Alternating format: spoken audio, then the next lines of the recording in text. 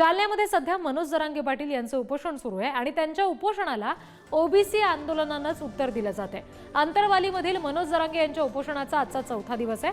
मराठा आरक्षणाच्या सगळे सोयरे अधिसूचनेच्या अंमलबजावणीवर जरांगे ठाम आहेत, तर मनोज जरांगे यांच्या मागण्यांविरोधात लक्ष्मण हाके आणि नवनाथ वाघमारे हे देखील उपोषणच करतात।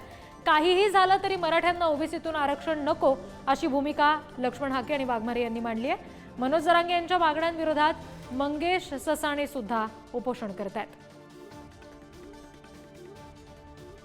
जालन्यातल्या अंतरवाली सराटी आणि त्या आजूबाजूच्या परिसरामध्ये ही उपोषणं सुरू आहेत। तिन्ही उपोषणं ही एकमेकांच्या मागण्यांना विरोध करणारी आहेत। मनोज जरांगे एकीकडे ठाम आहेत ओबीसीतून मराठ्यांना आरक्षण मिळण्यासंदर्भात, आणि ओबीसी कडून जे उपोषण करत आहेत हाके आहेत किंवा वाघमारे आहेत, आणि आता मंगेश ससाणे सुद्धा मागण्या ज्या जरांगेंनी केलेल्या आहेत त्याला विरोध करत आहेत। उपोषणानंच उत्तर दिलं जात आहे। आरक्षणाच्या संदर्भातलं हे सगळं उपोषण आहे। तर मराठा आंदोलक मनोज जरांगे पाटील यांच्या उपोषणाचा आजचा चौथा दिवस आहे। सगळे सोयरेच्या अंमलबजावणी संदर्भात जरांगे ठाम आहेत आणि जरांगेंच्या प्रकृतीकडे सध्या डॉक्टर लक्ष ठेवून आहेत। जरांगेंनी मात्र उपचार घ्यायला नकार दिलाय असं समजतंय।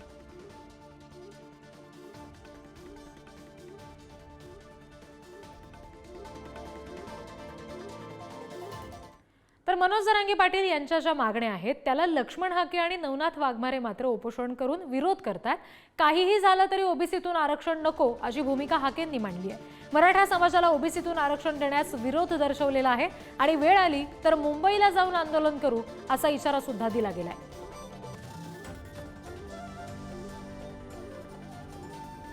या सगळ्या संदर्भात आपण आणखी तपशील घेणार आहोत। प्रतिनिधी सचिन जिरे आपल्याशी जोडले गेलेत। सचिन, मनोज जरांगे यांचं उपोषण सुरू असणं, त्यांच्या मागण्या असणं, त्याला हाके, वाघमारे आणि ससाणे अशा तिघांनीही विरोध म्हणून उपोषणच करणं, या सगळ्या संदर्भात सध्या अंतरवाली आणि परिसरामध्ये नेमकं काय घडताना दिसतंय? रिधी, जर आपण अंतरवालीची परिस्थिती पाहिली तर या ठिकाणी शांतता तर आहेच, मात्र आपण पाहतो की ही दोन्ही आंदोलनं समोरासमोर आहे। एकीकडे मनोज जरांगे पाटील हे ठाम आहेत की मराठा समाजाला ओबीसीतून आरक्षण दिलं गेलं पाहिजे, सगळ्या सोयऱ्यांचा जो अध्यादेश आहे तो तातडीने लागू केलं पाहिजे।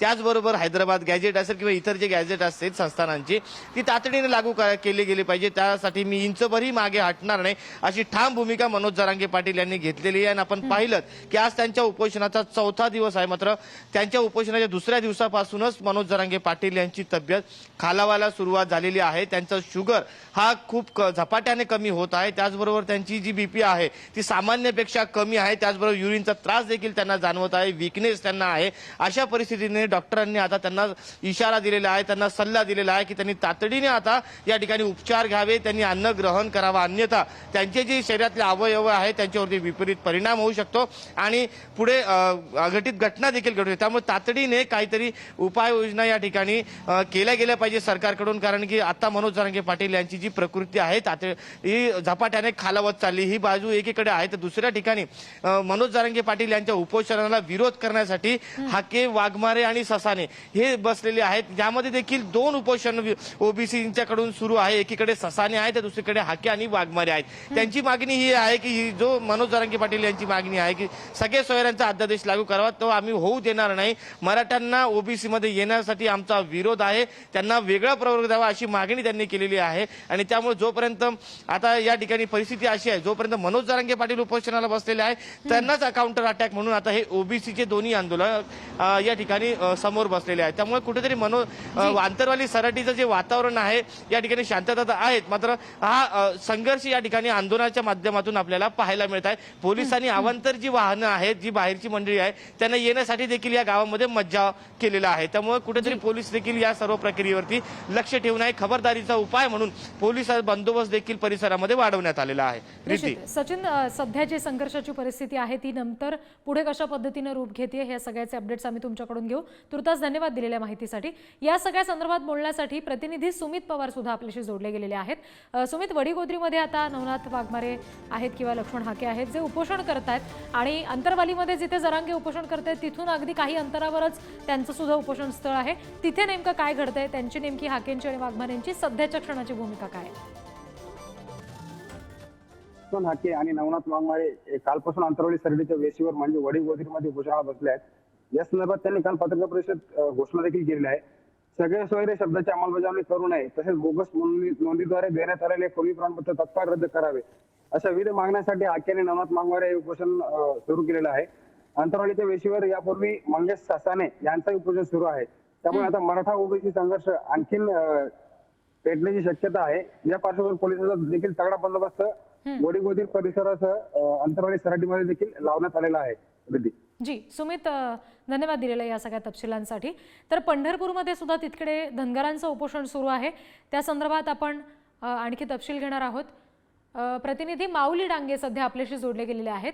माऊली, पंढरपूरमध्ये नेमकं काय वातावरण या सगळ्या उपोषणाच्या पार्श्वभूमीवर पाहायला मिळतं? एकीकडे मराठा ओबीसी वाद चिघळलेला आहे आणि त्यात आता धनगरांसाठी सुद्धा हे उपोषण होत आहे, काय नेमकी त्यांची मागणी आहे?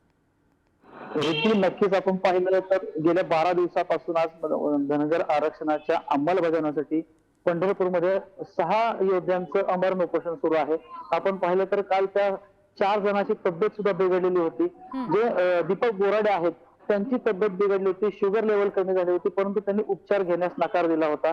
काल जे योगेश डायके आहेत त्यांची सुद्धा तब्येत बिघडली होती, परंतु आता कुठेतरी खिलारे कुटुंबियांचं यांना जे आरक्षणाचा जो दाखला दिलेला आहे तो रद्द करण्याची त्यांची प्रमुख मागणी आहे आणि धनगर समाजाला अंमलबजावणी करावी त्याची प्रमुख मागणी असल्यामुळे गेले 12 दिवस झाले पंढरपूरमध्ये अमरण उपोषण सुरू आहे।